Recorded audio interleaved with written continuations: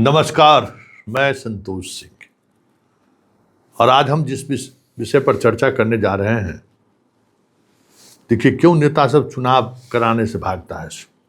One nation and one election, ये इसको जरा समझिए। खर्च मेरा हो रहा है ना जी, माल महाराज का मिर्जा खेले होली, हिसाब तुम लगाओगे कि पैसा देश का बहुत खर्च होता है। जितना नेता अपना पेंशन और बाकी चीज़ों में जितना खर्च करता है ना, उससे उस पर कभी बात नहीं करेगा, लेकिन बाकी चीज़ों पर बात करेगा। One nation one election. आज इलेक्शन नहीं रहता तो अस्पताल के बेड से रामकृपाल यादव उस बंटी के घर पहुंचता। देखिए अभी ना ओपन हार्ट सर्जरी हुआ है, तमाम बड़े नेता जो हैं गए थे देखने के लिए, नीतीश कुमार से लेकर सब कोई। अभी ही ये जो खड़ा हो रहा है नीरज, वो भी गया था आशीर्वाद लेने के लिए, तो घर से बाहर नहीं निकले थे। उनके परिवार के लोग उनको मिठाई खिलाकर विदा किए थे, जाइए नॉमिनेशन करिए। लेकिन आज देखिए कि अस्पताल के बेड पर ओपन हार्ट सर्जरी हुआ है, मुंह में मास्क लगा के बंटी के घर पहुंच गए। वही बंटी जिसका आज से 8 दिन पहले अपहरण हुआ था, वही बंटी जिसके अपहरण के एफआईआर दर्ज करने में 48 घंटा का समय ले लिया कोतवाली थाना अध्यक्ष।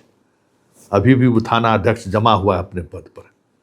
और जब अब नेताजी लोगों का जब राजनीति तेज हो रही है, कैंपेन शुरू होने वाला है और ये सवाल उठेगा, तो 3 गो एएसआई एगो चौकीदार को सस्पेंड किया है आज पटना पुलिस। समझ जाइए कि उसकी मौजूदगी में उसके सामने में जो है सो बंटी को अपहरण करके ले गया था। उससे जहाँ देह व्यापार चलता है जिस इलाके से, उस इलाके से कोतवाली थाना की पुलिस को 1 लाख रुपया पर मंथ मिलता है। पता कर लीजिए, कल ही हमारी बात हो रही थी इसी लोगों से, इसी गैंग के लोगों से। 1 लाख रुपया पर महीना। जो करबिगहिया के आसपास देखते हैं बाहर और पटना जंक्शन के बाहर जो खेल होता है, गुड्डू नाम का एक संचालक है, सबको मॉनिटरिंग करता है और 1 लाख रुपया कोतवाली थाना को पहुंचाता है। ये बेशर्मी है पुलिस का। किस तरीके का कमाई, जितना होटल में है उसका अलग 1 लाख रुपया महीना है। वो संजीव नाम का आदमी इसको पहुंचाता है। जितना होटल में गलत तरीके से लड़के लड़कियां जाती हैं, उसके लिए 1 लाख रुपया सब होटल मिलके उसको दे देना है। 1 लाख रुपया देह व्यापार करने वाला, जो धंधा करने वाला है, वो बंटिया पहुंचाता है, ये संजीव पहुंचाता है। हैरान करने वाला तथ्य, एक से एक तथ्य सामने आ रहा है। खैर अभी सवाल उस पर नहीं है, सवाल इस बात को लेकर है कि बंटी अब इस दुनिया में नहीं रहा। सम्राट के 3C के दावे का इससे बेहतर उदाहरण नहीं हो सकता। हाँ, ये अलग बात है कि जिसकी हत्या हुई है अपहरण करके, वो यादव है। आज यादव के जगह पर कोई दूसरा जाति रहता तो सरकार की चूल हिल गया रहता। जो शांति से बैठे हैं ना सम्राट एंड कंपनी, चूल हिल गया रहता। कोई सवर्ण रहता तब तो अभी तक तो खेला हो गया रहता। बनिया रहता तब तो अभी तक तो इनको पसीना छूट गया रहता।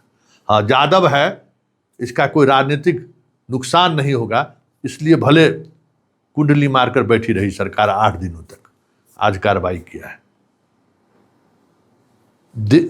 पहली घटना है बिहार की जिसके अपराधी सीसीटीवी फुटेज में कैद हो गए।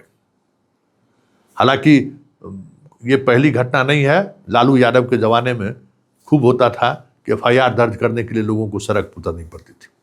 अब देख लीजिए ना, सड़क पर उतरना पड़ा लोगों को, तब एफआईआर दर्ज हुआ था 2 दिन बाद। अब समझ जाइए। और आज रामकृपाल मिलने आए हैं तो कह रहे हैं कि ये बर्दाश्त योग्य नहीं है, इसलिए कि चुनाव है, इसलिए कि यादव का जो 10% 20% वोट मिल जाता है, वो वोट बीजेपी के साथ बना रहे, इसलिए अस्पताल के बेड से रामकृपाल पहुंच गया। सुनिए क्या कह रहे हैं रामकृपाल। क्या कहेंगे? बंटी यादव की हत्या अत्यंत दुखद है। गरीब परिवार का लड़का, कमाता खाता, उसी पर डिपेंडेंट था परिवार, पूरा परिवार, भाई, माँ, पत्नी, बच्चे, और जघन्य अपराध हुआ है ये। इस घटना की जितना निंदा की जाए वो कम होगा। और ये पुलिस की निष्क्रियता दुखद है। परिवार के लोग कंप्लेन करने जाता है लोकल थाना जक्कनपुर में, तो इसलिए नहीं रहता है कि हमारा केस नहीं है, फलानवा कोतवाली केस है। अरे तुमको 0 FIR करना चाहिए था और बाकी का ट्रांसफ़र करते, तो उसको इंटरटेन नहीं किया, कलप रही है, रो रही है। ये बहुत ही दुखद है। मैं धन्यवाद देना चाहता हूँ पटना पुलिस के सीनियर SP साहब को या सरकार को, जिन्होंने इसको बहुत गंभीरता से लिया इस घटना को, और जो लोग भी इसमें संलिप्त पाए गए अधिकारियों को दंडित किया गया और अपराधी पकड़े गए हैं। अभी पुलिस से मेरी बात हुई है और आगे भी जितनी सख्त कार्रवाई होनी चाहिए मैंने सीनियर SP साहब को कहा है, करिए और न्याय करिए। अधिक से अधिक जो प्रावधान है सजा का उसको मिलनी चाहिए। राजधानी पटना में कैमरे लगे हुए हैं चप्पे चप्पे पर, मगर कई दिन बीत गए, पुलिस के हाथ कोई सुराग नहीं लगा और जो अपराधी पकड़े गए, परिजन ये कहते हैं कि उन्हें हमने पकड़ के दिया था। और सब की जो बरामदगी हुई उसमें भी कहा जा रहा है कि परिजन ने ही उस सब को खोजकर पुलिस को बताया। तो पुलिस प्रशासन इतने दिनों तक चुप क्यों थी, मौन क्यों थी? इसीलिए तो कार्रवाई हुआ ना। सरकार ने एहसास किया कि पुलिस अपने दायित्वों का निर्वहन नहीं की है और 0 टॉलरेंस पॉलिसी है सरकार का अपराध। इसीलिए सख्ती के साथ कार्रवाई हुआ है और भी कार्रवाई करना पड़ेगा सख्ती के साथ। तो सरकार बख्शेगी नहीं, अपराधी अब छूट नहीं मिलेगा। परिजन को किस तरह की सहायता देगी सरकार के समक्ष इस बात को मैं रखूंगा और नियमानुसार जो भी परिजन के लिए सहायता होगी सरकार की तरफ से दिलवाने का कोशिश करूंगा। सेक्स रैकेट जो यहाँ पर चलता था, जिसको लेकर बंटी यादव लगातार आवाज़ बुलंद कर रहे थे, तो ये एक दिनों से तो चल नहीं रहा था, ये सिंडिकेट सालों से चल रहा है। आखिर पुलिस प्रशासन यहाँ पर पेट्रोलिंग भी करती है, अब तक कार्रवाई उन लोगों पर क्यों नहीं हुई? बिल्कुल दुखद है। मैं आपके इस बात से सहमत हूँ कि अगर यहाँ इस तरह की सेक्स रैकेट की घटनाएं हो रही थी, चल रहा था, कोई न कोई इसमें साजिश करता होगा ही होगा, तो सरकार इन सब चीज़ों पर विचार करेगी और आगे इस तरह की घटना का वो दोबारा नहीं हो जाए उसके लिए हर संभव प्रयास करें। सुन लिए ना, ये अगर चुनाव नहीं रहता तो रामकृपाल आते, चुनाव नहीं रहता तो आज 8 दिन बाद कार्रवाई होती। पूरे सेक्स रैकेट के खिलाफ कल जो पूरा चला है, पार्लर से लेके सब जगह जो छापेमारी हुई है, वो छापेमारी होती क्या? इसलिए नेता लोग चाहता है कि चुनाव 5 साल पर हो, कि बीच में हमको जवाब देना नहीं पड़े, जनता हमसे सवाल नहीं करे। हम तो कहते हैं कि हर साल चुनाव हो, जो खर्च लगे सो लगे, कम से कम देश इन नेताओं से तो बचा रहेगा।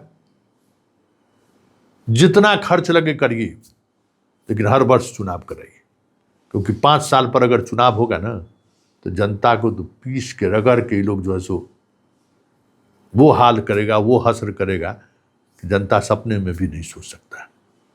खैर अभी तो शुरुआत हुआ है। दिन के शुरुआत के साथ रामकृपाल पहुंच गए हैं अस्पताल के बेड से वहाँ। अब देखिए चुनाव तक क्या क्या होता है। वो बंटी तो चला गया इस दुनिया से, और उसको जो सज़ा मिली वो सज़ा क्यों मिली? उस इलाके के सेक्स रैकेट का जो धंधा चल रहा था उसका उसने विरोध किया, उसकी सज़ा उसको मिली। और पुलिस, क्योंकि भाई मंथली पैसा लेता है, क्यों एक्शन लेगा? और उल्टे उस तरीके के रैकेट चलाने वाले को कह भी दिया कि देखो बंटिया दिन में 3 बार पुलिस को कंप्लेन करता है कि क्या हो रहा है। कर दिया ठिकाने पर।